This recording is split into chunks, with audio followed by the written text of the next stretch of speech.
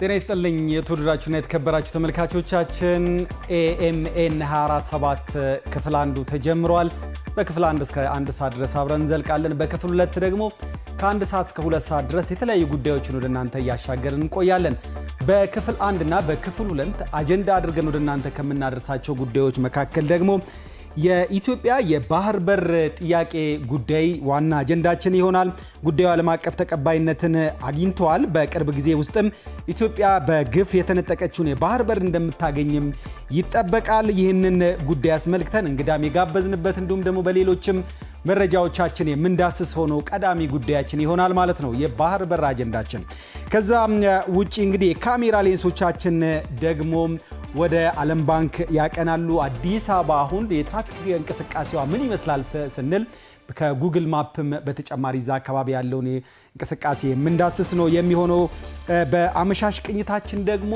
አንዱ የታሪካችን አካል ወደ ሆነው ደግሞ ወደ ብሔራዊ መዘክር በመሄድ ባልደረባችን የሚያደርሰን መረጃ ይኖራል በዓለም እንዴት ዋለች መሰናዷችን ደግሞ ሜሊሳ የሚል ስያሜ በተሰጠው የጃማይካ አውሎ ንፋስ ሃሪኬን አደጋ እስካሁን 19 ሰዎች ስለመሞታቸው መረጃዎች ይወጡ ይገኛሉ ከዚህ ውጪም ሌሎች መረጃዎች ተመራርጧል እነሱን ወደናንተ እናደርሳለን በስፖርታዊ መረጃ ገጻችን ደግሞ ኢትዮጵያ የምታስተናግደው የአፍሪካ ከ17 ዓመት በታች የሴካፋ እጣ ማውጣት ስነ ስርዓት በዩጋንዳ ካምፓላ ይከናወናል ለኛውንና ሌሎች ሀገር ውስጥና የውጪ መረጃዎችን በስፖርታዊ ጉዳዮቻችን ወደናንተ ያሻገርን ቆይታ የምናደርግ ነው የሚሆነው እየተከታተላችሁን አብራችሁ እንድትቆዩ በአክብሮት እንጋብዛለን ከመላው የስቱዲዮ ባለሙያዎች ጋር አፎር ቃለሙ በቀጥታ ኤኤምኤን 24/7 ወደናንተ ያደረሰን አብራናችሁን ቆያለን አብራችሁን ቆዩ እናንተ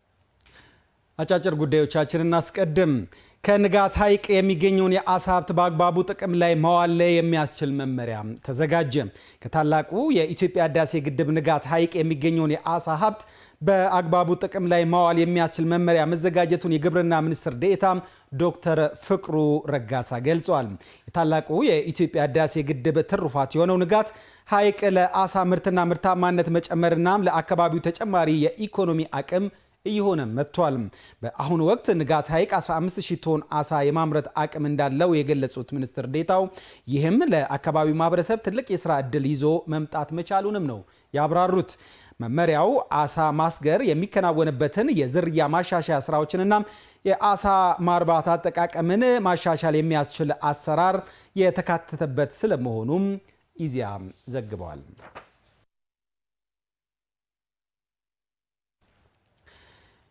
ኢትዮጵያ ታላቁ የህዳሴ ግድብን ጨምሮ ገቢራዊ ያደረገቻቸው ፕሮጀክቶች ለቀጠናው የኢኮኖሚ ውህደት ያላትን ቁርጠኝነት በተግባር ያሳየ ነው ሲሉ አፍሪካውያን ምሁራን ገለጹ ፕሮጀክቶቹ አፍሪካንና ቀጠናውን በኢኮኖሚ ለማስተሳሰር ጉልህ ፋይዳ እንዳላቸው ምሁራኑ ተናግረዋል በደቡብ አፍሪካ ጆሃንስበርግ ዩኒቨርሲቲ የአፍሪካ ቻይና ጥናት ማዕከል ዳይሬክተር ፕሮፌሰር ዴቪድ ሞኛዬም ለኢትዮጵያ ዜና አገልግሎት እንደገለጹት ኢትዮጵያ በኢኮኖሚ መስክ እየተገበረቻቸው ያሉ የልማት ኢኒሼቲቮች ለሌሎች የአፍሪካ ሀገራት ምሳሌ መሆኗን የሚያመላክት ነው ብለዋል ከመሰረተ ልማት አቅርቦት አኳያም በአዲስ አበባ የታየው ለውጥ የሚደነቅ መሆኑን ጠቅሞ ይህም የውጤታማ አመራር ማሳያ ስለመሆኑም አንስተዋል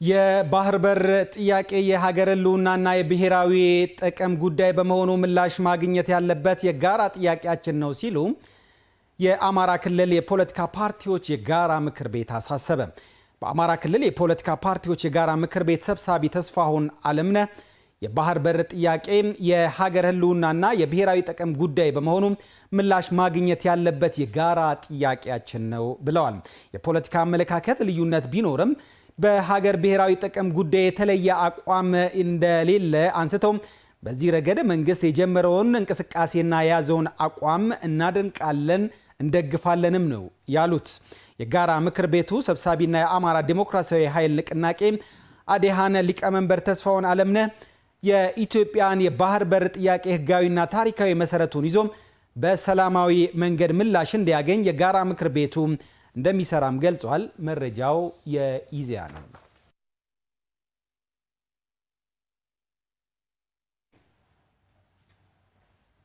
ከውጪ የመረጃ ምንጮች ወዳገኘናቸው ጉዳዮች ደግሞ ልሸጋገር።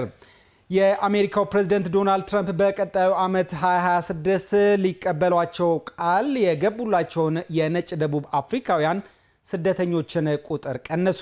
ቀነሳውን በጣም አስገራሚ መሆኑን ቢቢሲ አስነብበዋል። ትራምፕ ጥብቅ የሆነ የስደተኞች ፖሊሲ ያላቸው ቢሆንም ለነጭ ደቡብ አፍሪካውያን ስደተኞች ግን የተለሳለሰ ባህሪ ማሳየታቸውም ይታወሳል። ተጨባጭ የሆነ ባህር የሌላቸው ፕሬዝዳንቱ አሁን ደግሞ 125,000 ነጭ ደቡብ አፍሪካውያንን በቀጣይ ዓመት ቀበላለሁ ያሉትን ቃል አጥፈዋል።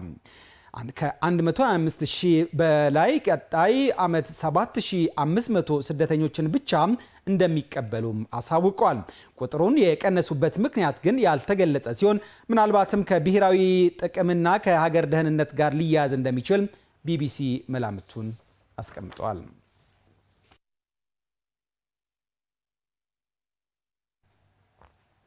በመጨረሻም በላቲን አሜሪካዋ ሀገር ጃማይካ ሎኮቫ ከተማ በተከሰተ አውሎ ንፋስ እስካሁን ድረስ 19 ሰዎች መሞታቸው ተገለጸ። ሃሪኬን ሜሊሳ የሚል ስያሜ ያገኘው በሰዓት 170 ኪሎ ሜትሮችን የሚወነጨፈው አውሎ ንፋስ የባህር ዳርቻዋን ከተማ ሎኮቫን እንዳልነበረችም አድርጓታል። ሃሪኬኑ ከዚህ ቀደምም ሃይቲን መምታቱ የተገለጸ ሲሆን በጥቂቱ 30 ሰዎች መሞታቸውም የሚታወስ ነው። በተለያዩ ጊዜያት የሚከሰተው ሃሪኬን ከምን ጊዜውም ከፍ ባለ ሁኔታ በተደጋጋሚ የካሪቢያን ሀገራትን እየመታም ይገኛል። ሰብአዊ እርዳታን ከሀገሪቱ ዋና ከተማ ኪንግስተን በአውሮፕላን ጉዳቱ ወደ ደረሰባቸው አካባቢዎች የተላከ ቢሆንም ግን በቂ ስላለመሆኑ የሀገሪቱ ኢንፎርሜሽን ሚኒስትር ዳና ሞሪስ ዲክሰን ገልጸዋል። የጉዳቱ መጠንም ከዚህ ከፍ ሊል እንደሚችል ሚኒስትሯ ገልጸዋል።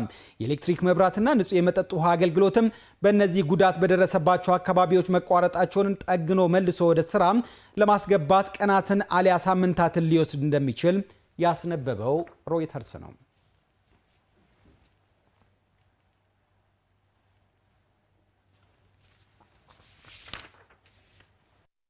ክቡራን ተመልካቾቻችን አጫጭር ጉዳዮቻችን እነዚህን ይመስሉ ነበር። ከአፍታ ቆይታ በኋላ ደግሞ ስንመለስ የአዲስ አበባን የትራፊክ እንቅስቃሴ የምንቃኝበት ይሆናል። አብራችሁን ቆዩ።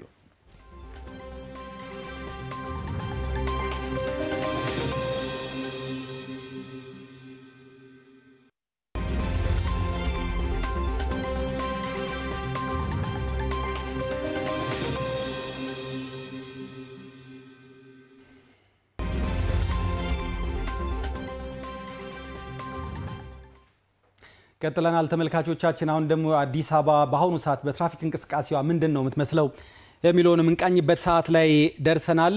እንግዲህ ወደ ቤተል አደባባይ የምንጓዝበት የካሜራ ሌንሳችን አለ። እዛ አካባቢ ላይ ትባረክ ኢሳያስ ተጠብቀናለች። ቤተል አደባባይ አካባቢ አሁን ያለው የትራፊክ እንቅስቃሴን ይመስላል። ወደ በኋላ ላይ ስንመለስ ትባረክንና እንዲሁም ደግሞ የትራፊክ ባለሙያን የምናገኝ ነው የሚሆነው። የትራፊክ ፖሊስ ባለሙያን ማለት ነው።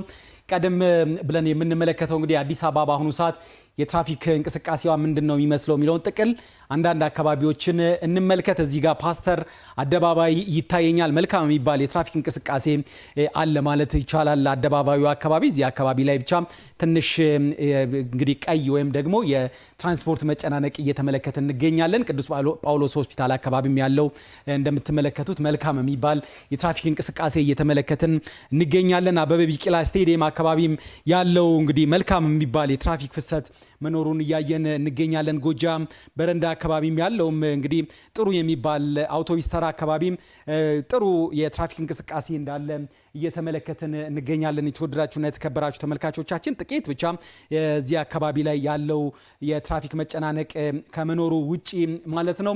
ወደ ፒያሳ አካባቢም ደግሞ ስንመለስም ያለው የትራፊክ እንቅስቃሴ እንግዲህ ጥሩ የሚባል ነው። ቸርችልን በዚህ መልኩ እየተመለከትን ነው። ጥቂት ብቻ የትራፊክ መጨናነቅ ይመስል በመጠኑ የትራፊክ መጨናነቅ እየተመለከትን እንገኛለን እንጂ ጥሩ የሚባል የትራፊክ ፍሰት እንዳለ እያየን እንገኛለን። ሰንጋተራም ያለው የትራፊክ እንቅስቃሴ እንቅስቃሴ እንዲህ በመተመለከቱት መልኩ እንግዲህ ጥሩ የሚባል የትራፊክ ፍሰት ያለ መሆኑን እየተመለከትን እንገኛለን። ልደታ አካባቢ ትንሽ የመጨናነቅ ሁኔታ ያያየን ነው። ወደ ጦር ኃይሎች አካባቢ ያለው የትራፊክ ፍሰት መልካም የሚባል መሆኑን ነው እንግዲህ ያያየን ያለ ነው። አንዳንድ እንግዲህ ወደ ከመኮንኖች ወደ ልደታ የሚወስደው መንገድ ትንሽ የመጨናነቁ ሁኔታ ከዛ ውጪ ያለው ነገር ጥሩ መሆኑን ያያየን እንገኛለን። በአዲስ አበባ እንግዲህ አሁን ያለችበት የትራፊክ እንቅስቃሴ አንዳንድ ቦታዎች ላይ ካለው የትራፊክ መጨናነቅ ውጪ ያለው እንቅስቃሴ እንግዲህ አረንጓዴ የበራ ስለሆነ የትራፊክ እንቅስቃሴው መልካም የሚባል መሆኑን እያሳየን ይገኛል ማለት ነው። ወደ ቤተል አደባባይ ደግሞ እናቅና። ቤተል ያለውን የትራፊክ እንቅስቃሴ ደግሞ ልትነግረን ቤተል አደባባይ አካባቢ ትባረክ ኢሳያስ በቀጥታ መስመራችን ላይ የተመለከትናት እንገኛለን። ትባረክ መቀጠል ትችላለች። አመሰግናለሁ። እንደምን አምሽታችኋል ተመልካቾቻችን። እንግዲህ አሁን የሚገኘው ቀደም ሲል አፈወርቅ አንተም እንዳነሳኸው ወደ ከቤተል አካባቢ ከፍ ብሎ ባለው ዓለም ባንክ አደባባይ ላይ ይገኛለሁ። እዚህ እንግዲህ አሁን በተገኘውበት ዓለም ባንክ አካባቢ ቀለል ያለ የትራፊክ እንቅስቃሴ እንዳለ መመልከት ችለናል። እንበዛም የትራፊክ መጨናነቅ የለበትም። ምናልባት እዚህ አካባቢ ላይ አሁን ዓለም ባንክ አደባባይ ላይ ያለው የትራፊክ እንቅስቃሴ ሁኔታ ምን ይመስላል፣ ሌሎች አማራጭ መንገዶችንም እንዲሁ እንዲጠቁሙን ኢንስፔክተር ረሻድ አማንን እንግዳ አድርገናል ማለት ነው። ኢንስፔክተር ለሰጡን ጊዜ እናመሰግናለን። እንዳጠቃላይ አሁን በምንገኝበት በዚህ በዓለም ባንክ አደባባይ ያለው የትራፊክ እንቅስቃሴ አሁናዊ የትራፊክ ሁኔታ ምን ይመስላል የሚለውን ለተመልካቾቻችን ቢገልጹልን። እሺ አመሰግናለሁ። አሁን የምንገኘው ኮልፌ ቀራኒዮ ክፍለ ከተማ ዓለም ባንክ አደባባይ ተብሎ በሚጠራው አካባቢ ነው ያለው። እዚህ አካባቢ ያለ የፍሰት ሁኔታ ፍጹም ሰላማዊ ነው ያለው። ምናልባት ከአንድ ሰዓት በኋላ የከባድ መኪና የሰዓት ገደቡ ስለሚፈቅድላቸው እነሱ የሚለቀቁበት ሰዓት ትንሽ መጠነኛ የፍሰት ሁኔታ ሊኖር ይችላል። ያንንም ያው ከባድ መኪና በሚለቀቅበት ጊዜ በትግስት ቅድመ ለሚገባው ቅድመ እየሰጠን ማለፍ እንችላለን።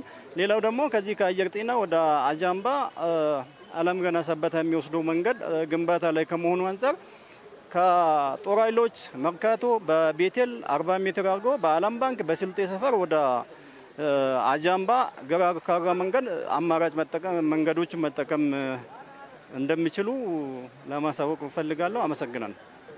እናመሰግናለን ኢንስፔክተር። ምናልባት ቀደም ሲል እርሶም እንዳነሱት ይሄ አሁን የምንገኝበት ዓለም ባንክ አደባባይ አሁን ላይ ሰላማዊ የሆነ ወይንም ደግሞ እንብዛም የትራፊክ መጨናነቅን የምንመለከትበት አይደለም። ምናልባት ግን ቀደም ሲል ኢንስፔክተርም እንዳነሱት ከአንድ ሰዓት በኋላ ከባድ ጭነት መኪኖች እንቅስቃሴ ስለሚያደርጉ ሊዘጉ የሚችሉበት ሁኔታ እንዳለ አንስተዋልና እንቅስቃሴዎች የተገደቡ ስላልሆነ አዲስ አበባ ላይ የተለያዩ እንቅስቃሴዎች ስለሚደረጉ ምናልባት የተለዩ መንገዶች በአማራጭነት የሚጠቀሟቸው መንገዶች የትኞቹ ናቸው የሚለውን ማንሳት ብንችል።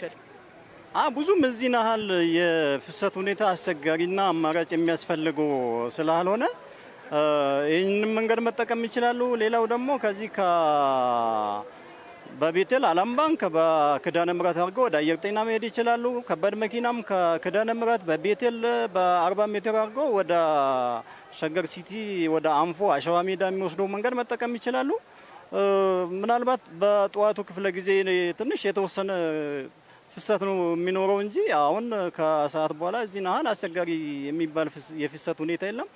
ይሄ ምን ሊሆን የቻለ ከዚህ በፊት የተበላሹ መንገዶች ስለነበሩ አሁን እነሱም ጥገና ላይ ስለሆኑና አብዛኞቹ የጥገና ሁኔታቸው በተሳካ ስለተስተካከለ እዚህ ናሃል አስቸጋሪ የሚሆን ፍሰት የለም። ምንም ብዙ አማራጭ የሚያስፈልገው ስላልሆነ አመሰግናለሁ። በዚህ አጋጣሚ የኤምኤንኤስ የስራ ባልደረቦችንም እዚህ ቦታ ላይ ያላችሁም በየቦታው እንደዚህ የትራፊክ እንቅስቃሴ መንገዱ ተጠቃሚ የትራፊክ አባሎች መንገድ ያሉ ድካሙና እንግልቱ አሽከርካሪ መንገድ እንዴት እንደሚጠቀም ይህንን በየቦታው እየተንቀሳቀሳችሁ እኛንም ኢንተርቪው ያደረጋችሁ የመንገዱንም ሁኔታ ለኤምኤንኤስ አድማጮቻችን ስለምታደርሱልን ከልቤ አመሰግናለሁ።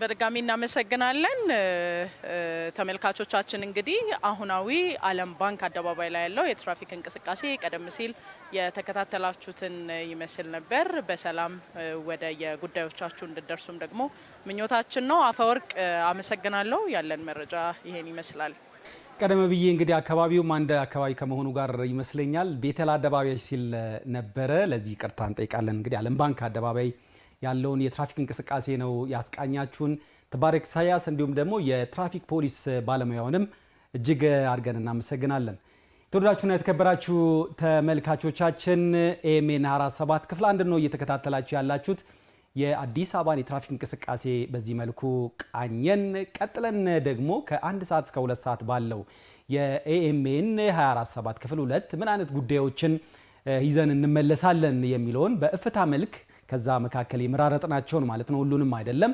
የመራረጥናቸውን ጉዳዮች ተከታተሉ ከዛ ተመልሰን እንገናኛለን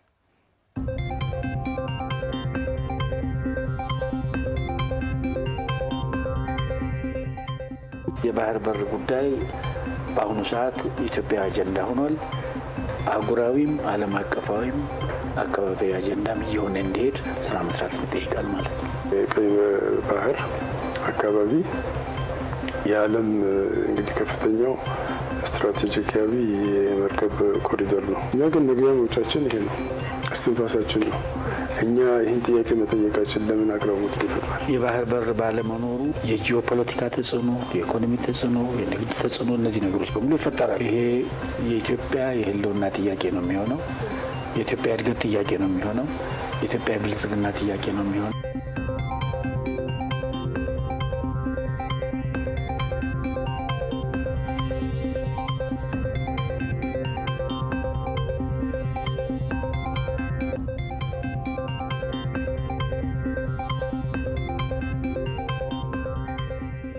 የዚህ የህፃን ልጅ ግን ለየት የሚያደርገው አብዛኞቹ ህፃናቶች 4-5 ጊዜ ደም ተሰጥቷቸው በሰላም ይወለዳሉ የኛ ህፃን ከሌሎቹ ወይም ከአፍሪካ ሀገራት ወይም ከዓለማቶች ላይ ካሉ ህፃናቶች የሚለየው ምንድነው 10 ጊዜ ደም አስፈልጎት 10 ጊዜ ደም ተሰጥቶት የተወለደ ህፃን ላይ እስካሁን ዓለም ላይ በወጡ ፐብሊኬሽን ወይም መረጃዎች መሰረት አንድ ህፃን ልጅ ብራዚል ላይ ለ10 ጊዜ ተሰጥቶት የተወለደ ህፃን ልጅ አለ ከዛ ውጭ 7 ጊዜ 5 ጊዜ ተሰጥቷቸው ብዙ ህፃናቶች አሉ ግን እንደኛ አይነት ህፃን 10 ጊዜ ደም ልገሳ የተደረገለት ህፃን በአፍሪካ እኛ ባለን መረጃ ባለን ሪፖርቶች መሰረት ይሄ መጀመሪያ ነው ጤና ጣቢያ ጀመርኩኝ ይሄ ኬስ ስለነበረ ወደዚህ ላኩኝ ወደዚህ በሚልኩኝ ሰዓት ክትትል ሲያደርጉልኝ እንደማነስ አለበት አሉ ህፃኑ ያው ከ3 ወር ጀምሬ ነው እዚህ መከታተል ጀመርኩት 5 ወር ላይ ለህፃኑ ደም እየተለገሰለት ነው እዚህ ድረስ ነው ያው እስካሁን ድረስ 10 ጊዜ ተሰጥቷል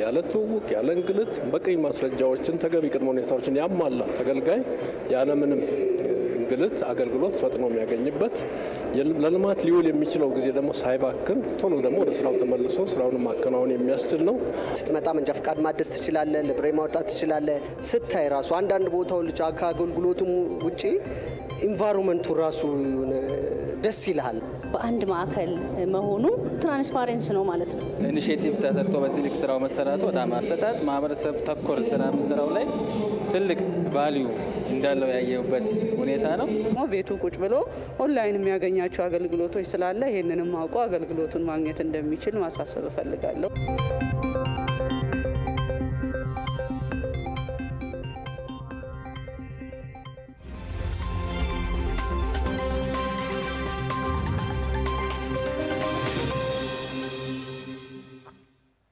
እፍታን የተከታተላችሁት በቅምሻ መልኩ ነው እንግዲህ የተወደዳችሁ ተመልካቾቻችን ወደናንተ ያደረስነው ከዚህ ሙጭ ሌሎችም ጉዳዮች አሉ ቢዝነስና ስፖርት ማይረሱም እስከ 2 ሰዓት ድረስ ከ1 ሰዓት እስከ 2 ሰዓት ድረስ እነዚህንና ሌሎችንም ወደናንተ እናደርሳለን እንግዲህ እንቀጥላለን አሁን ደግሞ ባልደረባችን ዳንኤል መላኩ በአንድ ታሪካዊ ስፍራ ነው የሚገኘው በብሔራዊ መዘክር ነው ያለው እዛ አካባቢ ያለውን ደሞ መረጃዎችን አጠናቅሮ ይጠበቀን ይገኛል።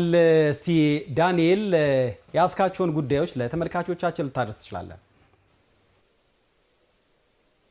አመሰግናለሁ አፈወርቅ። እንግዲህ እንደሚታወቀው አሁን የምገኝበት ቦታ የኢትዮጵያ ቤተ መዘክርና ቤተ መጻሕፍት አገልግሎት ነው። ይህ ተቋም እንግዲህ ከ82 ዓመት በፊት አገልግሎት መስጠት ጀምሮ የኢትዮጵያን ፖለቲካዊ፣ ማህበራዊ፣ ዲፕሎማሲያዊ፣ ኢኮኖሚያዊ ታሪኮችን ያቀፈ በስርዓቶች ልውውጥ ሁሉ ያሉ መረጃዎችን የያዘ ትልቅ ተቋም ነው። ይህ ብቻ አይደለም። የተለያዩ የኪነ ጥበብ ስራ ውጤቶች የሆኑ እውቅ ከሆኑ ዘፋኞች፣ አርቲስቶች፣ ሌሎች የሙያ ዘርፍ ላይ የሚገኙ የኪነ ጥበብ ሰዎች ስራዎችን ሁሉ አካቶ የያዘ ነው። እንግዲህ በ1936 ዓ.ም ሲመሰረት ይህ ተቋም በወቅቱ የአገር መሪ በነበሩት በንጉሠ ነገሥት አፄ ኃይለ ሥላሴ የተበረከተለትን መጽሐፍ በነዛ መጽሐፎች በመጀመር አሁን በርካታ ለኢትዮጵያ ሕዝብ ለኢትዮጵያን በሙሉ የመረጃ ምንጭ ሆኖ ያገለግላል። እንግዲህ የተቋም በውስጡ በርካታ ጽሁፎችን ወይም ደግሞ የጽሁፍ ታሪኮችን የምስልና ድምጽ ታሪኮችን ማከማቻ ተቋም ነው ማለት ነው። እንግዲህ አሁን የሚገኝበት እዚሁ ተቋም ላይ በተለይ በየትኛውም ጊዜ በተለይ ከ1968 ጀምሮ የሚታተሙ የህትመት ውጤቶች እንደዚሁም የምስልና ድምጽ ውጤቶች በሶስት ቅጂ በዚህ ተቋም ውስጥ እንዲገቡ ይደረጋል በአስገዳጅነት። እነዛም ለተለያዩ ለፖሊሲ ማርቀቂያ ለጥናትና ምርምር እንዲያገለግሉ ተደርጎ በየዘመናቱ ያሉ ጽሁፎች ወይም ደግሞ መረጃዎች እዚህ ተቋም ላይ ይገኛሉ ማለት ነው። ይህ ብቻ አይደለም። እንግዲህ ተቋም በተለያዩ ጊዜ ከተመሰረተበት ጊዜ ጀምሮ መጽሐፎችን በውሰት ማስጠት ጀምሩ። እንግዲህ በውሰት ስንል በወቅቱ በነበረው በእንስሳት በማጓጓዝ የእንስሳት አገልግሎት በነበረበት ዘመን ሁሉ በእንስሳት በማጓጓዝ የውሰት የመጽሐፍት አገልግሎት ይሰጥ ነበር። አሁንም ድረስ የቀጠለ ነው። ይሄ አገልግሎት እዚሁ እየተሰጠ መሆኑን ተመልክተናል። ከዛ ውጪ የኢትዮጵያን ዲፕሎማሲያዊ ታሪኮች የሚያሳይ የመንግስት ለመንግስት ግንኙነቶች የሚያሳይ እንደዚሁም ደግሞ በሀገር ውስጥ የነበሩ የተለያዩ ፖለቲካዊ ለውጦችን የተለያዩ ማህበራዊ እንቅስቃሴዎችን የኢትዮጵያን አጠቃላይ ገጽታዎች የሚያሳዩ በርካታ መዛግብቶች የሚገኙበት ነው። አሁን በአሁኑ ሰዓት ደግሞ በላይብራሪነት የሚያገለግሉ ወይም ደግሞ በቤተ መጻሕፍትነት የሚያገለግሉ የተለያዩ ክፍሎችም አሉት። እሱንም ተመልክተናል። እዛ ላይም ለጥናትና ምርምር የሚሆኑ ክፍሎች እዛ ውስጥ ለጥናትና ምርምር የሚያገለግሉ መጻሕፍቶች ያሉበት ክፍሎችና መዛግብት ያሉበት ክፍሎችን ተመልክተናል። ከዛ ውጭ ደግሞ ተማሪዎች አሁን ወቅታዊ የሆኑ ወይም ደግሞ ዘመናዊ የሚባሉ ጽሁፎችንም እስካሁን እስካለንበት ትውልድ ድረስ ያሉ ቴክኖሎጂዎችን ያካተተ መጻሕፍት የሚነበብበት ክፍልንም ተመልክተናል ማለት ነው። እንግዲህ በአጠቃላይ በኢትዮጵያ የቤተ መዛግብትና ቤተ መጻሕፍት አገልግሎት የኢትዮጵያን ከረጅም ዘመናት ጀምሮ የነበሯትን ታሪኮች በሚያሳይ መልኩ በርካታ የኢትዮጵያን ታሪኮች ከትውልድ ወደ ትውልድ ለማሸጋገር የሚያስችሉ የመረጃ ማዕከል መሆኑን መመልከት ችለናል ማለት ነው። በርካታ በምስልም በጽሁፍም እንደዚሁም በድምጽና ምስልም በርካታ የኢትዮጵያን ታሪክና ሰነዶች የያዘ ተቋም መሆኑን መመልከት ችለናል ማለት ነው። እንግዲህ ጠቅላላ ስናደርገው በተለይ የኢትዮጵያን ዲፕሎማሲያዊ፣ ማህበራዊ፣ ኢኮኖሚያዊ እንቅስቃሴዎች በተለይ በሁሉም ስርዓቶች ውስጥ የነበሩ ለውጦችን የመንግስታት ግንኙነቶችን የያዙ ምስሎችን እንደዚሁም ደግሞ ህትመቶችን ሁሉ መመልከት ችለናል ማለት ነው። አፈወርቅ እንግዲህ ጠቅለል ሲል አጠቃላይ አሁን በአለን ጊዜ መቃኘት የቻልናቸው ይህን የተናገርነውን ይመስላል። እንግዲህ ተቋሙ ዳንኤል የኢትዮጵያ ከፊል ገጽና ምስል ማለት የምንችል ግዙፍ ተቋም ነው። ከዛ ውጪ እንግዲህ ሰከን ብሎ ተረጋግቶ ለማንበብ ለሚፈልግም ሰው ግቢው በጣም ያማረ ነው። ወደዛ እየሄዳችሁ እንግዲህ እውቀት ገቢው እንላለን። ዳንኤል መላኩ ለመረጃ አመሰግናለሁ። የተወደዳችሁና የተከበራችሁ ተመልካቾቻችን ካፍታ ቆይታ በኋላ ስንመለስ ደግሞ በውሎ አዲስ ተመልሰን እንገናኛለን። አብራችሁን ቆዩ።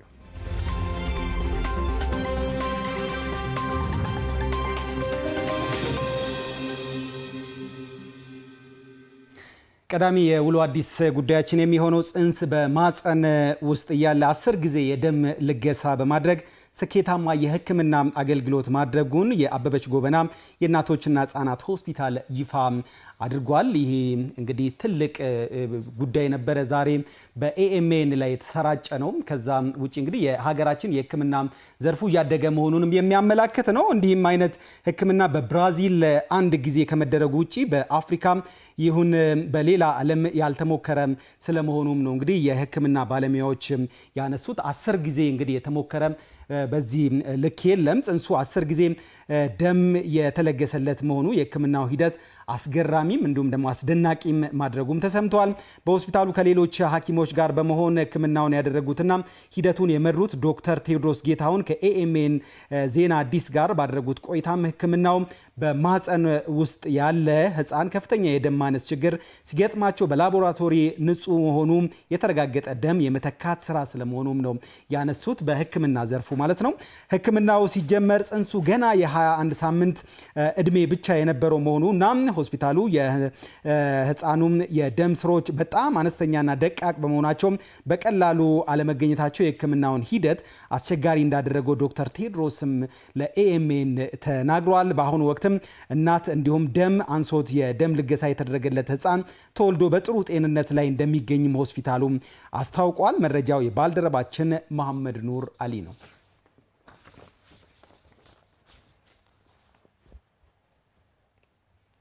እንግዲህ በምሽት ወይም ደግሞ በክፍል 2 የኤኤምኤን 24/7 የዜና አወጃችን ላይም ይህንን ጉዳይ ሰፋ አድርገን እናመጣለን፣ እናትቱን እናናግርበታለን። ከዛ ውጪ የጤና ባለሙያዎቹንም ደግሞ ሐሳብ እንጋራበታለን። ጠብቃችሁ እንድትከታተሉ እንጋብዛለን። ወደ ሁለተኛው የኤኤምኤን ውሎ አዲስ ልሸጋገር። ላለፉት ቀናት ሲካሄድ የቆየው የሁለተኛው የኢትዮጵያ ውሃና ኢነርጂ ሳምንት ለተለያዩ ተቋማት እውቅና በመስጠት ተጠናቋል። እንዲህ በምስሉ ላይ በምትመለከቱት መልኩ በኢትዮጵያ ሳይንስ ሙዚየም ተዘጋጅቶ በነበረው አውደ ርዕይ ላይ እንግዲህ አዲስ ሚዲያ ኔትወርክን ጨምሮ ለዘርፉ አስተዋጽኦ ያበረከቱ የልማት አጋሮችና የግል ድርጅቶች እውቅናም ተሰጥቷቸዋል። እውቅናውን የሰጡት የውሃና ኢነርጂ ሚኒስትር ኢንጂነር ሀብታሙ ይተፋ አውደ ርዕዩ በውሃና ኢነርጂ ዘርፍ እየተሰሩ ያሉ ስራዎች ለማሳየት ታስቦ የተዘጋጀ እንደነበረም ነው የገለጹት። እንግዲህ ለተከታታይ 5 ቀናት ሲካሄድ የቆየው ሁለተኛው የኢትዮጵያ ውሃና ኢነርጂ ሳምንት ላይ ለተሳተፉ የልማት አጋሮችና የግል ድርጅቶች እንዲሁም በፋይናንስ ላገዙ አጋር ድርጅቶች ከደቡብ ሱዳን፣ ከኬንያና ከቻይና ለተሳተፉ እንዲሁም ደግሞ ለፕሮግራሙ ፓናሊስቶች ሁሉ ሚኒስትሩ ምስጋናቸውን አቅርበዋል። እውነቱ ላይ ለተሳተፉ የልማት አጋሮች፣ ለግል ድርጅቶችና የሚዲያ አካላት እውቅና በመስጠትም ተጠናቋል። መረጃው የሚኒስቴሩ ይፋዊ ማህበራዊ ድረገጽ ላይ ያገኘነው ነው።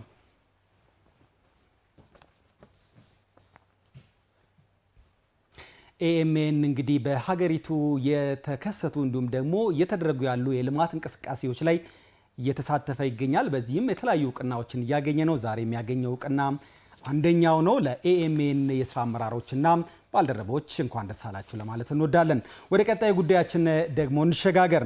ከቤቶች አገልግሎት አሰጣጥ ጋር የተያያዘ አገልግሎት በክፍለ ከተማ ቤቶች አስተዳደር ጽሕፈት ቤት በኩል እንዲሰጥ መደረጉ ብልሹ አሰራርን በማስቀረት ቀልጣፋ አገልግሎት እንዲያገኙ ማስቻሉን ኤኤምኤን ያነጋገራቸው የቤቱ ልድሳት ተገልጋዮች ተናግረዋል። ጽሕፈት ቤቱ ወደ ክፍለ ከተማ በመምጣቱ አገልግሎቱ ላይ ምን አመጣ ሲል አዲስ ሚዲያ ኔትወርክ በቂርቆስ ክፍለ ከተማ የቤቶች አስተዳደር ጽሕፈት ቤት ቅኝት አድርጓል። በዛሬው ዕለት የቤቱ ልድሳት ሊያደርጉ በጽሕፈት ቤቱ የተገኙ ተገልጋዮችም እንደሚሉትም ከዚህ በፊት በወረዳ ሲሰጥ በነበረው አገልግሎት መመላለስን ጨምሮ የመልካም አሰራር ችግር ይገጥማቸው እንደነበር አስታውሰው አሁን ላይ በክፍለ ከተማው በሚሰጠው አገልግሎቶች የተሻለና ቀልጣፋ የሆነ አሰራር መዘርጋቱንም ነው የገለጹት። አገልግሎቱን በተቀላጠፈ ሁኔታ ለመስራት ጽሕፈት ቤቱ ቢሮውን ምቹ በማድረግ የሰው ኃይሉን በመጨመር እየሰራ መሆኑን የተናገሩት ደግሞ የጽሕፈት ቤቱ ኃላፊ አቶ ንብረቱ አሻግሬ ናቸው። በክፍለ ከተማ ደረጃ ብቻ አገልግሎት እንዲሰጡ መደረጉ የነበሩ ብልሹ አሰራሮችን ማስቀረቱን የገለጹት ኃላፊው ውስን የሆነውን ሀብት ለማወቅ እድል ፈጥሯል ማለታቸው ሪፖርተራችን ቴዎድሮስ ይሳ ዘግቧል።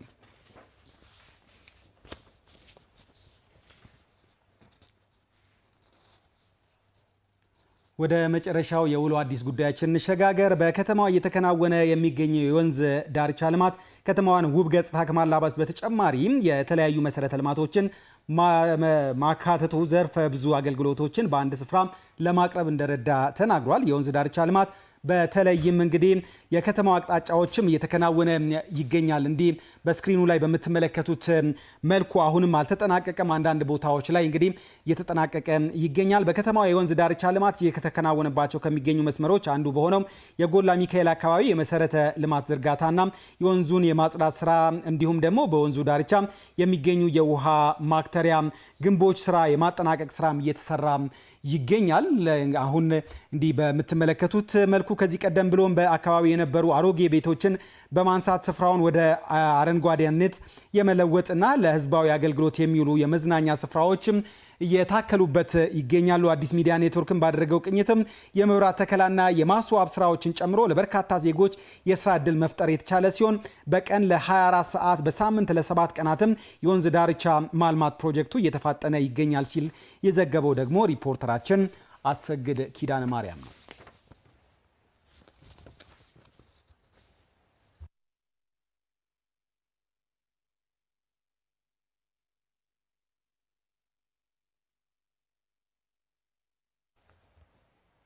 ውሎ አዲስ ሴን ይመስል ነበር። ኤኤምኤን 24/7 ነው እየተከታተላችሁ ያላችሁት በክፍል 1 ማለት ነው። የዋናው አጀንዳችን ዛሬ ብለን ያነሳ ነው የኢትዮጵያ የባህር በር አጀንዳ ነው። ከአፍታ ቆይታ በኋላ ስመለስ እንግዳ ይዤ ነው የሚሆነው። አብራችሁን ቆዩ።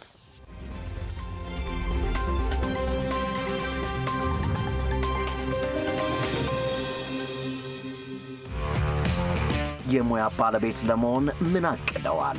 በብቁ ባለሙያዎች መሰልጠን፣ በተደራጀና በዘመናዊ ቴክኖሎጂ በዘመኑ ኮሌጆች የተዋጣለት የቴክኒክ ባለሙያ መሆን ከሆነ እቅዶ ልምድና ብቃት ባላቸው ኮሌጆችና አሰልጣኞች እንዲሁም በተደራጁ ወርክሾፖች ይምጡና ይሰልጥኑ። በየትኛው የሙያ መስክ መሰልጠን ይፈልጋሉ? በአውቶሞቲቭ ቴክኖሎጂ፣ በኤሌክትሪካል ኤሌክትሮኒክስ፣ በሜታል ማኑፋክቸሪንግ ቴክኖሎጂ፣ በአውትዶር ቴክኖሎጂ፣ በባዮሜዲካል ቴክኖሎጂ በተጨማሪም በተለያዩ የሙያ ዘርፎች ይምጡና ይሰልጥኑ። የአዲስ አበባ ስራና ክህሎት ቢሮ በ2018 በቴክኒክና ሙያ የሙያ መስኮች እንዲሰለጥኑ ጥሪውን ያቀረበ በርካቶች ከስልጠና በኋላ የተዋጣላቸው የሙያ ባለቤትን ከማድረግ ባሻገር በርካታ የሥራ ዕድሎችን በመፍጠር ወደ ሥራ ማሰማራቱ የሚታወቅ ሲሆን በቀጣይም ሰልጣኞች የሥራ ባለቤት የሚያደርግ መሆኑን ሲገልጽ በታላቅ ደስታ ነው። የዘንድሮውን የቴክኒክና ሙያ ቅበላ ለየት የሚያደርገው በሚወዱት የሙያ መስክ እንዲሰለጥኑ የሳይኮሜትሪክ የመግቢያ ፈተና መስጠቱ ነው። በቴክኒክና ሙያ ይሰልጥኑ፣ ነገውን ብሩህ ያድርጉ። የአዲስ አበባ ስራና ክህሎት ቢሮ።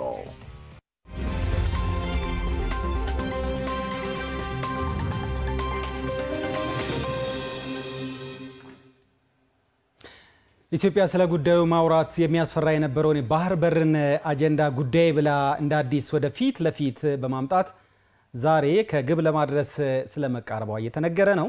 ለመሆኑ የስካውን ሂደትና የኢትዮጵያ ፍላጎት ምን ይመስላል? በዚህ ጉዳይ ላይ እንግዳ ጋብዘናል። እንግዳችን አቶ ሰለሞን ተፈራ ይባላሉ። የፖለቲካል ሳይንስ ምሁር ናቸው። ከሳቸው ጋር ወደማደርገው ጥቂት ቆይታ ነው የማሸጋግራችሁ። አብራችሁን ቆዩ። ሰለሞን እንኳን ደህና መጡ። እንኳን ደህና ጠበቃችሁ። የመጀመሪያ ጥያቄን የማደርገው እንግዲህ ኢትዮጵያ የህልውና ጉዳይ ነው ብላለች። የባህር በርን እንዲም ካለች በኋላ አጀንዳ ካደረገችም ወራቶች ተቆጥሯልና እስካሁን ያለውን ሂደት እንዴት ይገመገሙታል? ኦኬ፣ ጥሩ ጥያቄ ነው። የመጀመሪያው አጠቃላይ የኢትዮጵያ ህዝብ አሁን ባለው ነባራዊ ሁኔታ ወደ 70% አካባቢ ወጣት ነው። ይሄ ወጣት በኢህአዴግ ዘመን የነበሩ ወጣቶች ናቸውና በዛ ጊዜ በፍጹም የባህር በር ጉዳይ መጠየቅ እንደ ወንጀል የሚቆጠርበት ነው። አሁን ያለ ትውልድ በዚህ በአጭር ጊዜ ውስጥ ኢትዮጵያ ባህር በር ያጣችበት የታሪክም የህግም ስህተት እንደሆነ ሙሉ ሙሉ ተረዳበትና አንድ ድምዳሜ የመጡበት ሂደት የተፈጠረበት አለ ማለት ነው። ሁለተኛ ኢትዮጵያ ያለ ባህር በር በፍጹም ህልውና መቀጠል እንደማይችል በተለይ አሁን ባለው የዓለም የፖለቲካ ነባራዊ ሁኔታ፣ የአፍሪካ ፖለቲካ ነባራዊ ሁኔታ እንደዚሁም የኢትዮጵያ የህዝብ ፍላጎት እና ያለው በቀጠና ያለው እንቅስቃሴ ለኢትዮጵያ በጣም የህልውና ጉዳይ መሆኑን አጠቃላይ የኢትዮጵያ ህዝብ ሙሉ ሙሉ የተረዱበትና በዛም አንድ አቋም የያዙበት ኢቭን አሁን በዚህ ጊዜ ኢትዮጵያን ትፈልጋለህ ወይስ ባህር በርን ትፈልጋለህ ተብሎ የምነሳ ኢኩቪለንት የምነሳበት ጥያቄ ነው። ወይም ባህር በርን ኢትዮጵያን የማትፈልግ ከሆነ ባህር በርን አልፈልግም የሚል አቋም የምትመልስበት ደረጃ ደርሰናል ማለት ነው። ሶስተኛ አሁን ባለው ነባራዊ ሁኔታ የዓለም አቀፍ ማህበረሰብ የኢትዮጵያ ባህር በር ጉዳይ እንደሚያስፈልግ አሁን ያለው የኢትዮጵያ ህዝብን ፍላጎትን በግልጽ የተረዱበትና በዛም ደግሞ የዓለም አቀፍ ማህበረሰብ በተባበሩት መንግስታት ጭምር እና በቬቶ ፓወር ያላቸው ሀገሮች ይህን ድጋፍ እየሰጡና በትክክል ኢትዮጵያ በዚሁ በሰላም መንገድ መቀጠል እንዳለበት እና የኢትዮጵያ ባህር በር ጉዳይ እንደማስፈልግ ድብደባ የደረሱበትና ዳይሬክትሊ ወይ ደግሞ ኢንዳይሬክትሊም ድጋፍ እየሰጡ ያለበት ደረጃ ነው ያለው ማለት ነው። በጣም ጥሩ። ከዚህ ውጪ እንግዲህ የህልውናዊ ጉዳይ ነው ብትልም ኢትዮጵያ ጠቅላይ ሚኒስትር ዶክተር አብይ አህመድ ከጥቂት ቀናት በፊት በህዝብ ተወካዮች ምክር ቤት ቀርቦ ለተነሱላቸው ጥያቄዎች ሲመልሱ ዛሬም ቢሆን አሸማግሉን ብሎ ለተለያዩ ሀገራት እንግዲህ ጥሪ አቅርቧል። ይህንን ስንመለከት የኢትዮጵያን በቀጠናው እንዲሁም ደግሞ የባህር በሩንም ለማግኘት እያደረገች ያለችውን የሰላም ፍላጎት በምን ያህል ደረጃ ያሳያል ብሎ ያስባሉ? ጥሩ ጥያቄ ነው። በተለይ በክቡር ጠቅላይ ሚኒስትር የሚመራው መንግስት ወይም ደግሞ የመደመር መንግስት ግልጽ አቋም ነው ያለው። እሱም በመደመር እሳቤ የሚመራበት በተለይ አብሮ የማደግ ወንድማሞችና የትማዎችን የመጠናከር በተለይ ለጎረቤት ሀገሮች ክብር መስጠት እና ያለውን ተፈጥሮ ሀብት በጋራ የመጠቀም እሳቤ ይዞ እንደምንንቀሳቀሱ በተለያየ ጊዜ ሲገልጹ ነበረ። በዛ መሪም እየተራመዱ እንደሆነ በተለያየ አጋጣሚ ሲገለጽ የቆየ ጉዳይ ነው። ስለዚህ በዚህ ዙሪያ ኢትዮጵያ በተለይ ሰጥቶ መቀበል መሪ ጊቭ እንደ ቴክ ማለት ነው የተለያዩ ኦፕሽኖችን አማራጮች ስታቀርብ ነበረ። እነዚህ አማራጮች በተለይ የጎረቤት ሀገሮች ኤርትራን ጨምሮ ያላቸውን ተፈጥሮ ሀብት ጊቭ እንደ ቴክ እንደሰጡና የጋራው ሼር እንዲያደርጉ በተለይ ግልጽ ሲገልጹ ነበረ። በተለይ በ2010 አካባቢ ክቡር ጠቅላይ ሚኒስትሩ ስልጣን የመጡበት ጊዜ በዛው በተለይ እንደ አሳባይነትን በጋራ መጠቀም እንዳለበትና የጋራ እድገት የጋራ ብልጽግና ሊያመጣ እንደሚችል በተለይ ጊዜ ሲያገልጹ ነበረ። ለዓለም አቀፍ ማህበረሰብ ይሄ ሲያሳውቁ ነበረ። ኢቭን ይሄ ብቻ አይደለም ያለውን ተፈጥሮ ሀብት ብቻ ማቀበል ብቻ ሳይሆን አሁን ኢትዮጵያ የተለያዩ ግዙፍ ፕሮጀክቶች አሉት። ለምሳሌ አየር መንገድ አላት፣ ኢትዮ ቴሌኮም አላት። እነዚህ ፕሮጀክቶቹን በዛ ውስጥ በሼር መልክ እንዲሳተፉና እሷ ደግሞ የሌሎች የጎረቤት ሀገሮች ደግሞ ባህር በር ኢትዮጵያ ወደ አክሰስ እንድታደርግበት በር እንደሚከፈትበት ጥያቄ ሲያቀርብ ነበረው። ነገር ግን ይህን ጥያቄ ድኔ በማድረግ ወይም ደግሞ አልቀበልም በማለት የጎረቤት ሀገሮች ተባባሪ የሆኑ ሀገሮች አሉ። ሶ አሁን የኢትዮጵያ ጥያቄ ከዛው ከወደብ ባለቤትነት አልፎ ዋና ጥያቄ አክሰስ የማድረግ ነው። አክሰስ ለማድረግ ደግሞ የኢትዮጵያ ህልውና ጉዳይ እንደሆነ በተደጋጋሚ ሲገለጽ ነበረ። ይሄን አቺቭ ለማድረግ ኢትዮጵያ አሁንም ያላት ግልጽ አቋም ልክ ቀደም እንዳልኩ በሳቸው የሚመራው መንግስት የመደመር መንግስት ነው። በአንድነት መተባበርና ያለው ተፈጥሮ ሀብት በጋራ መጠቀም ነው። ይሄን አልቀበል ያለው መንግስት ጎረቤት ሀገሮች ኢቭን ሌሎች የዓለም ማህበረሰብ እንዲያሸማግሉ ኔጎሽየት እንዲያደርጉ እንዲያስማሙ ጥሪ ሲያደርጉ ነበሩ ገልጿልና ክቡር ጠቅላይ ሚኒስትር ይሄም ተጨባጭ መረጃዎች የሚያሳዩት በ2010 አካባቢ በኢሳያስ ወደ አዲስ አበባ ሲመጣ በግልጽ እኔና ኢሳያስ ሼር የምናደርገው ወይም ደግሞ በጋራ የምናለማ አሰብን ብሎ ሲገልጹ ነበር። ሶ ይሄ ምንድነው ማጠቃላይ የሚያሳየው የኢትዮጵያ መንግስት ኢትዮጵያ የጋራ ግልጽ አቋም እንዳለትና በተለይ የጎረቤት ሀገሮች አብሮ የማደግ እና የኢኮኖሚክ ትራንስፎርሜሽን ማምጣት የኢኮኖሚ ውህደት የፖለቲካ ውህደት ለማምጣት ከፍተኛ ጥረት ሲያደርግ ነበር። ሶ ይሄ የሚያሳየው በግልጽ የተለያዩ ኦፕሽኖችን አቅርቧል። አሁን ደግሞ ኢትዮጵያን ያቀረበችው አማራጮቹን በጎ ምላሽ ስላላገኘ ሌሎች ሀገሮች ጣልቃ ገብቶ ይሄን በጎ ምላሽ እንዲሰጥ እና የአፍሪካ ቀንድ አብሮ የማደግን አብሮ መተባበርን በሰላም ዙሪያ በኢኮኖሚ ዙሪያ ፖለቲካ ዙሪያ በጋራ እንዲያርጉ የተለያዩ ጥሪ እንዲያርጉ አስቀምጣም ማለት ክቡር ጠቅላይ ሚኒስትር ይሄ ደግሞ አበረታች ጉዳይ ነው። ኢትዮጵያን ለሰላም ያላት ለጎረቤት ሀገራት ያላትን ቁርጠኝነት የሚያሳይ ተግባር ብዬ ወስዳለሁ። የፖለቲካ ሳይንስ ምሁር አቶ ሰለሞን ተፈራ ለጊዜዎት እናመሰግናለን። እናመሰግናለን። ተወዳችሁና የተከበራችሁ ተመልካቾቻችን ኤኤምኤን 24/7 ነው እየተከታተላችሁ ያላችሁት። ከኛ ጋር ስለሆናችሁ እናመሰግናለን። እስከ 1 ሰዓት ድረስ የተለያዩ ጉዳዮችን እያነሳሳን የምንቆይ ነው የሚሆነው። እንቀጥላለን። ከዚህ ስንቀጥል ደግሞ ዓለም እንዴት ዋለችን እናገኛለን። መቅደስ ደምስ ደግሞ መረጃዎችን ይዛ እየጠበቀችን ትገኛለች። ከሷ ጋር ደግሞ አፍታ ቆይታ የምታደርጉ ነው የሚሆነው። መቅደስ መቀጠል ትችላለሽ። አመሰግናለሁ ፈወርቅ። አመሰግናለሁ። የመጀመሪያ ጉዳያችን የምናደርገው የዓለማችን ሁለቱ ታላላቅ ሀገራት የአሜሪካና የቻይናን ጉዳይ በተመለከተ ይሆናል። እንግዲህ ከሰሞኑ በደቡብ ኮሪያ ሁለቱ ሀገራት ተገናኝተው የተለያዩ የምጣኔ ሀብት ጉዳዮች ላይ እንግዲህ ከስምምነት ላይ መድረሳቸው የሚታወስ ነው። ታዲያ እነኚህ ሁለቱ ሀገራት በነበራቸው ውይይት እንግዲህ ምን አንደምታ አለው የሚለውን ሲኤንኤንን ጨምሮ የተለያዩ መገናኛ ብዙሃን እንግዲህ ትንታኔዎችን እየሰጡበት ይገኛሉ። እንግዲህ እንደሚታወሰው ሁለቱ ሀገራት ከ2 ሰዓታት ያነሰ ቆይታ በነበረው ውይይታቸው እንግዲህ የተለያዩ በመካከላቸው የነበሩ የምጣኔ ሀብት ጉዳዮችን በተመለከተ ልዩነቶቻቸውን ያጠበቡባቸውን ውይይቶች እንግዲህ ሲያደርጉ እንደቆዩ መገናኛ ብዙሃን በስፋት ሲዘግቡት ቆይተዋል። ታዲያ ሁለቱ ሀገራት በነበራቸው ግንኙነት እንግዲህ አሜሪካ 10% የታሪፍ ቅነሳ ለቻይና ማድረጓ የሚታወስ ነው። ከዚህ ባሻገርም እሷም አሜሪካን በምላሹ ደግሞ ይጠቅሙኛል የምትሏቸውን የተለያዩ ጉዳዮችን እንግዲህ ከስምምነት ማድረሳቸው የሚታወስ ነው። አሜሪካ በምላሹ ደግሞ ከቻይና የተለያዩ ጉልህ አስተዋጽኦ አላቸው የሚባሉ ማዕድናቶችን የማግኘት እድል የሚያሰፋላትን ስምምነት እንግዲህ ማድረጓ የሚታወስ ነው። ታዲያ በአጠቃላይ ሁለቱ ሀገራት ባደረጉት ስምምነት ሁለቱም ሀገራት እንግዲህ ሲታይ በአጠቃላይ ተጠቃሚ የሆኑባቸውን ስምምነቶች አድርገዋል ተብሎ ቢነገርም ይሁን እንጂ ለቻይና ተጠቃሚነቷ ያበዛበትና ያጋደለበት ስምምነት እንደነበረ ነው እንግዲህ ዓለም አቀፍ መገናኛ ብዙሃን የሰጧቸው ትንታኔዎች የሚያሳዩት። በተለይም ደግሞ ቻይና ታሪፍን በተመለከተ የተደረገላት ቅነሳ በዋነኝነት ሀገራቱን ሲያጨቃጭቃቸው የነበረ ጉዳይ ከመሆኑ ጋር ተያይዞ ሁለቱ ሀገራት አጠቃላይ ውይይታቸው ከአሜሪካ ይልቅ ቻይናን እየጠቀመ እንደሆነ ነው እንግዲህ ዓለም አቀፍ መገናኛ ብዙሃን በስፋት እየዘገቡ የሚገኙት። በተለይም ደግሞ የአኩሪ አተርን ጨምሮ አሜሪካ ገበሬዎቿ ወደ ቻይና ገበያዎች እንግዲህ ምርቶችን በስፋት እንዲያቀርቡ የሚያስችሉ ስምምነቶችን ፈርመዋል። ያም ሆነ ይህ ግን ቻይና ከዚህ ድርድር እንግዲህ ከፍተኛ የሆነ ተጠቃሚነትን ያተረፈችበት እንደሆነ ዓለም አቀፍ መገናኛ ብዙሃን ከዘገቧቸው አበይት ጉዳዮች መካከል የመረጥነው ቀዳሚ ጉዳያችን ነው።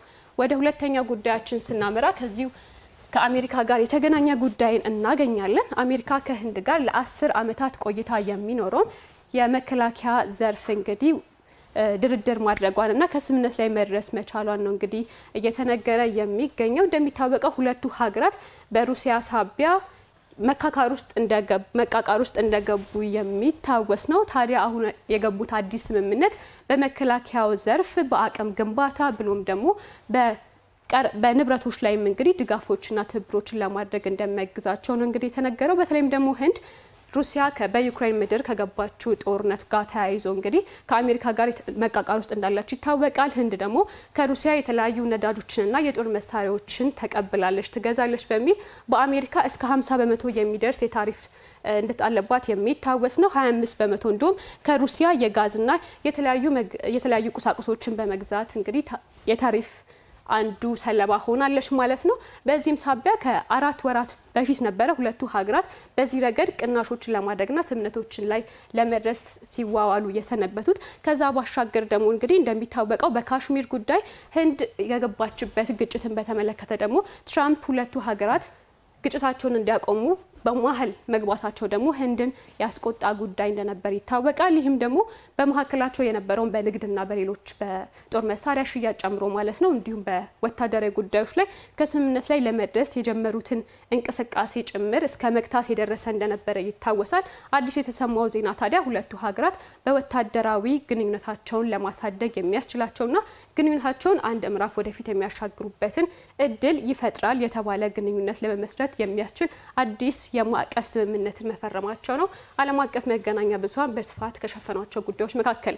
ወደ ሶስተኛ ጉዳያችን ስናመራ የጃማይካን ሄሪኬን ሜሊሳን እናገኛለን። እንደሚታወሰው ይህ የተፈጥሮ አደጋ እንግዲህ ሀገሪቱን በብዙ እየጎዳት እንደሆነ ይታወቃል። አሁን ታዲያ ይህ አደጋ ዓለም አቀፍ መገናኛ ብዙሃን ከሸፈኗቸው ጉዳዮች መካከል አንዱ ሲሆን ይህም ደግሞ ከፍተኛ የሆኑ የሰዎችን ሞት ብሎም ደግሞ የሀገሪቱን እንግዲህ ትርምስምስ ውስጥ እንደከተታት ነው እየተነገረ የሚገኘው። እስካሁን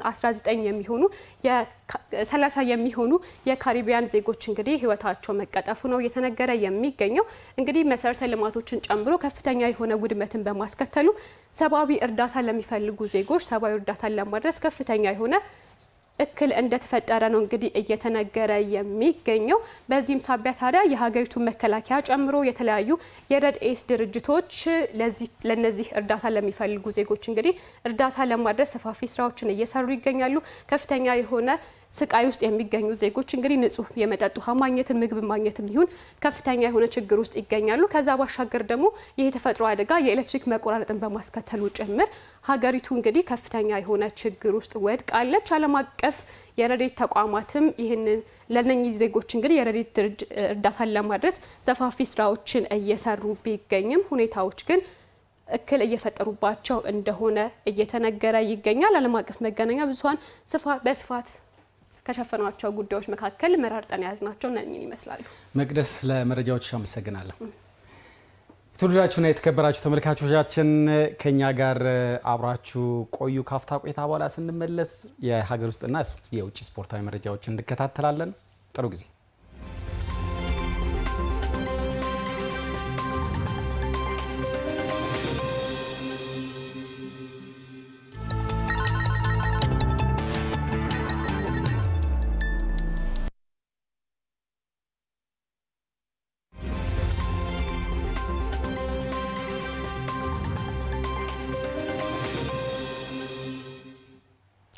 ከስፖርት ክፍል ባልደረባዬ ዘላለም አብይ ጋር ነው ተመልሰን የመጣ ነው። የተወደዳችሁ ተመልካቾቻችን እንግዲህ ዘላለም ስፖርታዊ መረጃዎችን ተመልካቾቻችን እኔም እንከታተል። አመሰግናለሁ። በጣም አመሰግናለሁ አፈወርቅ። በርከት ያሉ የሀገር ውስጥ እንደዚሁም ደግሞ የባህር ማዶ ስፖርታዊ መረጃዎቻችንን ለአርብ አመሻሽ ኤምኤን 24/7 የመጀመሪያው ምዕራፍ ለተመልካቾቻችን አሰናድተናል። ቀዳሚ የምናደርገው ደግሞ የሴካፋ ከ17 ዓመት በታች ሻምፒዮና ጨዋታ ነው። ሀገራችን ኢትዮጵያ ናት የምታዘጋጀው። አዲስ አበባ በበቂላ ስቴዲየም እንደዚሁም ደግሞ ድሬዳዋ ኢንተርናሽናል ዓለም አቀፍ ስቴዲየም ሁለቱ ስቴዲየሞች እንግዲህ ከ17 ዓመት በታች የሴካፋ ሻምፒዮናን ያዘጋጃሉ ተብሎ ይጠበቃል። ምስሉ ላይ እንደምንመለከተው የኢትዮጵያ እግር ኳስ ፌዴሬሽን ከ17 ዓመት በታች የተመረጡ አሰልጣኞች እንደዚሁም ደግሞ ተጫዋቾችን ነው። በተለይ ደግሞ ሮድ 2029 ለሚለው በተለይ ደግሞ የአፍሪካ ዋንጫን ለማሰናዳት እንግዲህ 2029 ላይ ኢትዮጵያ ሀሳብ እንዳላት ጠቅላይ ሚኒስትር ዶክተር አብይ አህመድም ከዛ በተጨማሪ ደግሞ በርካታ የመንግስት ባለስልጣናትም ሲናገሩ ነበረ። ያንን ተይዞ እንግዲህ በተለይ 2029 ላይ የአፍሪካ ዋንጫ ላይ ተሳታፊ የሚሆን ብሔራዊ ቡድን ለመገንባት ከ17 ዓመት በታች ጀምሮ በትልቁ እየተሰራበት እንደሚገኝ የኢትዮጵያ እግር ኳስ ፌዴሬሽን ከዚህ ቀደም እንግዲህ በበርካታ መገናኛ ብዙሃን ሲያደርስ እንደነበረ ይታወሳል። የዚያ አንድ አካል የሆነውና የ17 ዓመት በታች የሴካፋ ሻምፒዮና እንግዲህ የፊታችን ህዳር ጅማሮን እንደሚያደርግ ይጠበቃል። ከዚያ ውስጥ እንግዲህ በተለይ መዲናችን አዲስ አበባ እንደዚሁም ደግሞ ድሬዳዋ ኢንተርናሽናል ስቴዲየም ያስተናግዳሉ ተብሎ ይጠበቃል። ኢትዮጵያ አዘጋጇ ኢትዮጵያ በምድብ አንድ ተደልላለች። ኢትዮጵያ ከሶማሊያ፣ ኬንያ፣ ደቡብ ሱዳንና ሩዋንዳ ጋር ነው በምድብ የተደለደለች ማለት ነው። በሁለተኛው ምድብ ደግሞ ኡጋንዳ፣ ሱዳን፣ ቡሩንዲ፣ ታንዛኒያና ጅቡቲ ምስሉ ላይ እንደምንመለከተው ተደልለው ጨዋታቸውን ያደርጋሉ ተብሎ ይጠበቃል። ላለፉት 30 ዓመታት ኢትዮጵያ በነገራችን ላይ ለሶስተኛ ጊዜ ነው የሴካፋ ከ17 ዓመት በታች ሻምፒዮና ስታዘጋጅ የነበረው። ከዚህ ቀደም በባህር ዳር ኢንተርናሽናል ስቴዲየም ከ20 ዓመት በታች የሴካፋ ሻምፒዮና ተሰናድቶ እንደነበረ እናስታውሳለን። በርካታ በተለይ በአሁኑ ሰዓት የኢትዮጵያ ፕሪሚየር ሊግ ላይ ያንጸባረቁ የሚገኙ ኮከቦች ከ20 ዓመት በታች ባህር ዳር ላይ በተካሄደው የሴካፋ ሻምፒዮና ላይ ተሳታፊ እንደነበሩ የኢትዮጵያ ብሔራዊ ቡድን ወክለው እናስታውሳለን። እንግዲህ ከህዳር 6 እስከ ህዳር 23 ድረስ ነው በአዲስ አበባና ቀደም ብዬ እንደጠቀስኩት ደግሞ በድሬዳዋ ዓለም አቀፍ ስቴዲየም ከ17 ዓመት በታች ሻምፒዮናው የሚካሄደው። ኢትዮጵያ ከ17 ዓመት በታች ቡድን በአሜሪካ አሰልጣኝ ቤንጃሚን ዚመር ነው እየሰለጠኑ የሚገኙ። ከዚህ ቀደም የአዲስ አበባ እግር ኳስ ፌዴሬሽን በተለይ ደግሞ ያሰናዳ የነበረው ኤምአርአይ ያለው ከ17 ዓመት በታች ሻምፒዮና ላይ ስሪ ፖይንት አካዳሚና ቅዱስ ጊዮርጊስ ለፍጻሜ ደርሰው እንደነበረ እናስታውሳለን። ስሪ ፖይንት አካዳሚ ደግሞ ያንን ሻምፒዮን እንደነበረ እናስታውሳለን። አሁን ላይ በ17 ዓመት በታች ብሔራዊ ቡድን ላይ በርካታ ከስሪ ፖይንት አካዳሚ፣ ከወላይታ ዲቻ፣ ከአርባ ምንጭ ከተማ እንደዚሁም ደግሞ ከበዙ የቅዱስ ጊዮርጊስን ጨምሮ በርካታ ተጫዋቾች ተደልድሏል ማለት ነው። ለአብነት ያህል በ19 ጨዋታዎች 50 ግብ ያስቆጠረው የቅዱስ ጊዮርጊሱ አጥቂ በተለይ ደግሞ በአርባ ምንጭ ፓይለት ፕሮጀክት የተገኘው እነው ስለሺ ተጠቃሽ ነው። በርካታ ተስፋ ያላቸው ኢትዮጵያውያን ተጫዋቾች እንግዲህ ከ17 ዓመት በታች ብሔራዊ ቡድኑ ላይ ተካተዋል ማለት ነው። በዚሁ አጋጣሚ በዝግጅት ክፍላችን ስም ለኢትዮጵያ ብሔራዊ ቡድን ድል እንዲቀናው እንመኝለታለን። ወደ ሁለተኛው መረጃችን ስናልፍ እንግዲህ ማሳለፍነው ቅዳሜ በስፋት እንግዲህ መነጋገር የነበረው አዲስ ሚዲያ ኔትወርክን በቀጥታ ስርጭት ሲያስተላልፍ የነበረው ሁለተኛው የኢትዮጵያ ወጣቶች ኦሎምፒክ ሻምፒዮና ነበረ። በደመቀ ሁኔታ እንግዲህ ሻምፒዮናው መጀመሩን እናስታውሳለን። የፊታችን እሁድ በይፋ ይጠናቀቃል። አቶ ዳዊት ተርፉ እንግዲህ ከአዲስ ሚዲያ ኔትወርክ ጋር ሻምፒዮናው ምን መልክ ነበረው፣ ምንስ ተግዳሮቶች ነበሩ የሚለውን ከአዲስ ሚዲያ ኔትወርክ ጋር ቆይታ አድርገው ነበር። የአዲስ አበባ ወጣቶችና ስፖርት ቢሮ ምክትል ቢሮ ኃላፊ ናቸው። በተለይ ደግሞ ከእድሜ ተገቢነት ጉዳይና ሌሎች ከማዘውተሪያ ስፍራዎች ጉዳይ ጋር እንግዲህ ከአዲስ ሚዲያ ኔትወርክ ጋር ቆይታ አድርጓል። ስፖርታዊ ጨዋነት በተለይ ደግሞ ላለፉት ጊዜያት በጥሩ ሁኔታ ሲሄድ እንደነበር እናስታውሳለን። ይሄ ነው የሚባል ስፖርታዊ ጨዋነት ችግር እንዳልገጠመው ነው የሻምፒዮና ወይም ደግሞ የወጣቶች ኦሎምፒክ ጨዋታዎች የተናገሩት ማለት ነው አቶ ዳዊት ተርፉ። በተለይ ደግሞ ከእድሜ ጋር የተያያዙ በተለይ ስክሪኒንግ ላይ አሁንም ስራዎች እንደሚያስፈልጉ ተናግሯል። በተለይ በበርካታ በኦሎምፒክ መርህ ነው እንግዲህ የወጣቶች ሻምፒዮና ሲካሄድ የቆየው። በርካታ ጉዳዮች ተነስተዋል። በርካታ የስፖርት ዘርፎች ተካተዋል ማለት ነው። እንግዲህ ስኬታማ ነው ከሞላ ጎደል ብሎ መናገር ይቻላል ብሏል። እሁድ ፍጻሜውን ያገኛል። ምን አይነት መልክ ይኖረዋል የሚለውን እንግዲህ የምናስቃኛቸው ይሆናል ተመልካቾቻችን። በተለይ ደግሞ በእድሜያቸው ልክ ተወዳዳሪዎች እንግዲህ አለማግኘታቸው ነው። ከ17 ዓመት በታች ውድድሮች፣ ከ20 ዓመት በታች ውድድሮች፣ ከ23 ዓመት እንደዚሁም ደግሞ ከ15 እና ከ13 ዓመት በታች በርካታ ውድድሮች ቢደረጉ የእድሜ ተገቢነት በዋናነት እንግዲህ በችግር አይነሳም ብለዋል አቶ ዳዊት ተርፉ ማለት ነው። እንግዲህ ወደ ሶስተኛው ነው ወደ መጨረሻው የሀገር ውስጥ መረጃችን እናልፋለን ተመልካቾቻችን። የወጣቶች ኦሎምፒክ እንግዲህ አዲስ አበባ ከተማ አስተዳደር በተለያዩ የስፖርት አይነቶች ሲሳተፍ ነበረ። በሀገር ውስጥ እንደዚሁም ደግሞ በባህር ማዶ የነበሩ በሀገር አቀፍ እንደዚሁም ደግሞ በዓለም አቀፍ የነበሩ የውሃ ዋና ውድድሮች ላይ የአዲስ አበባ ተሳታፊዎች የነበራቸው ሚና ከዚህ ቀደም እናስታውሳለን። አሁንም እንደዚሁ በበላይነት አጠናቋል፣ በቀዳሚነት አጠናቋል። የአዲስ አበባ የውሃ ዋና ልዑክ በሁለተኛው የኢትዮጵያ ወጣቶች ኦሎምፒክ ሻምፒዮና ማለት ነው። በተለይ ተሳታፊ ስፖርተኞች ከአዲስ ሚዲያ ኔትወርክ ጋር ቆይታ አድርገው ነበር። በተለይ ደግሞ በምዕራፍ 2 በስፋት እንመለስበታለን። ይህንን ጉዳይ የተሻለ ፉክክር የተደረገበት እንደሆነ እንደዚሁ አንስተዋል ማለት ነው። የአዲስ አበባ ዋና ፌዴሬሽን የጽህፈት ቤት ኃላፊ አቶ ተስፋዬ ደመቀም በተለይ ሀገር አቀፍ ውድድሩ ተተኪ ስፖርተኞችን ለማፍራት ከዚህ በኋላ እንግዲህ በኦሎምፒክ በተለይ ደግሞ ሬዲዮ ጄኔሮ ላይ በነበረው እንግዲህ ኦሎምፒክ ላይ እናስታውሳለን። የብራዚል ኦሎምፒክ ላይ ኢትዮጵያ በውሃ ዋና ተሳትፋ እንደነበረ እናስታውሳለን። ከዚህ በኋላ ደግሞ ከተሳትፎ በዘለለ በተለይ ውጤት የሚያመጡ ተተኪ ስፖርተኞችን በውሃ ዋናው ለማሳተፍ እንግዲህ የአዲስ አበባ ከተማ አስተዳደር ጠንካራ ዝግጅቶችን እያደረገ ይገኛል። በተለይ ከኢንፍራስትራክቸር ጋር ወይም ደግሞ ከስፖርት መሰረተ ልማት ጋር ተያይዞ እንግዲህ ውሃ ዋና በተለይ ሌክዠሪ የሚባል እንደሆነ እናውቃለን። ከዚህ ጋር በተያይዞ እንግዲህ እድለኛ ከተማ ነው ብሎ መናገር ይቻላል። በርካታ ውሃ ዋና ገንዳዎች እንግዲህ በከተማችን በአዲስ አበባ እየተሰሩ ነው የሚገኙት። ይህንን እንደ መልካም አጋጣሚ ተጠቅመው የአዲስ አበባ ውሃ ዋና ልዑክ ቡድን በቀዳሚነት አጠናቋል። በቀጣይ እንግዲህ ተተኪ ስፖርተኞችን ማፍራት ላይ በስፋት እንደሚሰራበት ነው ጽህፈት ቤት ኃላፊው ከአዲስ ሚዲያ ኔትወርክ ጋር በነበራቸው ቆይታ የተናገሩት። ወደ መጨረሻው መረጃዎቻችን ስናልፍ እንግዲህ የባህር ማዶ ስፖርታዊ መረጃዎቻችን ነው የምናገኘው። ስፔን ላ ሊጋ ዛሬ በ11ኛ ሳምንት ጅማሬውን ያደርጋል። አንድ ጨዋታ ይደረጋል። በስፔን ላ ሊጋ ሄታፌ ከጅሮና ምሽት 5 ሰዓት ላይ የሚጫወት ይሆናል። ሄታፌ በስፔን ላ ሊጋ 10ኛ ደረጃ ላይ ነው የሚገኘው። በተለይ ዛሬ የሚያሸንፍ ከሆነ ውጤቱን የሚያሻሽልበትን አጋጣሚ ከፍ ያደርጋል። ምናልባት እስከ 5ኛ ደረጃ ድረስ ሊመጣ የሚችልበት አጋጣሚ አለ። ስለዚህ እንደ ጥሩ ጎን ሊጠቀምበት ይችላል ተብሎ ይጠቀሳል። ጅሮና በተለይ ደግሞ በሻምፒዮንስ ሊግ በኤሮፓ ሊግ ተሳታፊ ቡድን እንደነበረ እናስታውሳለን። አሁን የቁልቁለት ጉዞን ተያይዞታል። ስፔን ላ ሊጋ የመጨረሻ የደረጃ ግርጌ 20ኛ ላይ ነው የሚገኘው። ጅሮና ዛሬ የሚያሸንፍ ከሆነ ምናልባት እንግዲህ ለጊዜውም ቢሆን ሌሎች ቡድኖች እስከሚጫወቱ ድረስ ከወራጅ ቀጠናው የሚወጣበትን ውጤት ያስመዘግባል ተብሎ ነው የሚጠበቀው። ጅሮና ምናልባት በዚህ የሚቀጥል ከሆነ ወደ ሴጉንዳ የመውረዱ ነገር አይቀር ይመስላል። ሄታፌ ከጅሮና ምሽት 5 ሰዓት ላይ ጠንካራ ፉክክር የሚደረግበት ጨዋታው ነው ብሎ ከወዲሁ መገመት ይቻላል። ወደ መጨረሻው የባህር ማዶ ስፖርታዊ መረጃዎቻችን ስናልፍ 10ኛ ሳምንት የእንግሊዝ ፕሪሚየር ሊግ ነገ በሚደረጉ ጨዋታዎች ይጀምራል። እጅግ ተወዳጅ የሆነው የዓለማችን ተወዳጅ የሆነው እንግሊዝ ፕሪሚየር ሊግ እንግዲህ ነገ በበርካታ ጨዋታዎች ይጀምራል። በርንሌ አርሰናል፣ ኖቲንጋም ፎረስት ከማንቸስተር ዩናይትድ፣ ብራይተን ከሊድስ ዩናይትድ፣ ክሪስታል ፓላስ ከብሬንትፎርድ፣ ፉልሃም ከወልቭስ፣ ቶተንሃም ከቼልሲ፣ ሊቨርፑል ከአስቶን ቪላ የሚያደርጓቸው ጨዋታዎች ይጠበቃሉ። በተለይ ምሽት 12 ሰዓት ላይ አዲስ አዳጊው በርንሌን ከሜዳ ውጪ ተጉዞ እንግዲህ በስቴዲየም ኦፍ ላይት አርሰናል የፕሪሚየር ሊጉ መሪ እንደሆነ እናስታውሳለን። ከሊቨርፑል 1-0 ሽንፈት በኋላ ሽንፈት አጋጥሞት አያውቅም በሁሉም ውድድሮች ማለት ነው። በሻምፒዮንስ ሊግም ጥሩ ግስጋሴ እያደረገ ይገኛል አርሰናል። ከዚህ ቀደም እንግዲህ በሻምፒዮንስ ሊግ አትሌቲኮ ማድሪድን እንዳሸነፈ እናስታውሳለን። በተለይ ሰንደርላንድን እንግዲህ ማሸነፉን እናስታውሳለን። በርካታ ቡድኖችን እያሸነፈ ነው የሚገኘው። ኖቲንጋም ፎረስት አዲስ አሰልጣኝ ቀጥሯል። ሴንዳይችን ከማንቸስተር ዩናይትድ ጋር ጨዋታቸውን ያደርጋሉ። እንግዲህ ኖቲንጋም ፎረስት ሴንዳይች ከተቀጠሩ በኋላ 2 ጨዋታዎችን አድርጓል። አንዱን አሸንፏል፣ አንዱን ተሸንፏል። ብራይተን ከሊድስ ዩናይትድ፣ ክሪስታል ፓላስ እንደዚሁ ከብሬንትፎርድ ተጠባቂ ጨዋታዎች ናቸው። እሑድም ይቀጥላል። ጥሩ ግስጋሴ እያደረገ የማይገኘው ዌስትሃም ዩናይትድ ከጠንካራው ኒውካስትል ዩናይትድ፣ ማንቸስተር ሲቲ በሜዳው ኢትሃድ በርንማውዝን ያስተናግዳል። ሰንደርላንድ እንግዲህ በተለይ ባደጉ ዓመት ጥሩ ፉክክር እያደረጉ ነው የሚገኙት። ከዴቪድ ሞይሱ ኤቨርተን የሚያደርጓቸው መርሃ ግብሮች ተጠባቂ ናቸው። የመጀመሪያው ምዕራፍ 24/7 ስፖርታዊ መረጃዎቻችን እነዚህን ይመስሉ ነበር። በሁለተኛው ምዕራፍ ዘርዘር ባሉ ለተመልካቾቻችን መረጃዎችን የምናደርስ ነው የሚሆነው።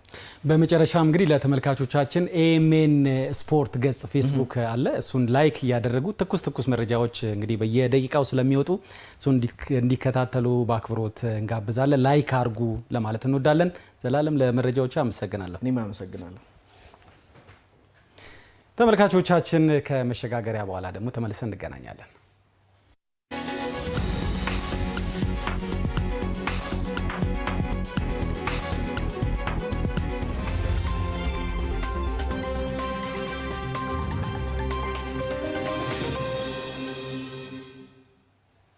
ክፍል 1 በዚሁ ተጠናቀቀ። በክፍል 2 ደግሞ ከ1 ሰዓት እስከ 2 ሰዓት ድረስ በሱ ፍቃድ ተገኝና እንዲሁም ኢየሩሳሌም ሁሰኔለ በምልክት ቋንቋ ደግሞ አማራ አያለው ከናንተ ጋር መረጃዎችን ቅድም በእፍታም እንዲሁም ደግሞ የተመለከትነው ሌሎችንም ጉዳዮች ከስፖርትና ቢዝነስ ጋር በማከል ከናንተ ጋር የሚቆዩ ነው የሚሆነው። ከነሱ ጋር አብሮነታችሁ እንዲቀጥል ጋበዝኩኝ። ከመላው ስቱዲዮ ባለሙያዎች ጋር በመሆን 12 ሰዓት ሲል የጀመርነው እንግዲህ አፈወርቅ አለሙ ከናንተ ጋር ቆየው። ስለተከታተላችሁን እናመሰግናለን። ሰናይ ምሽት።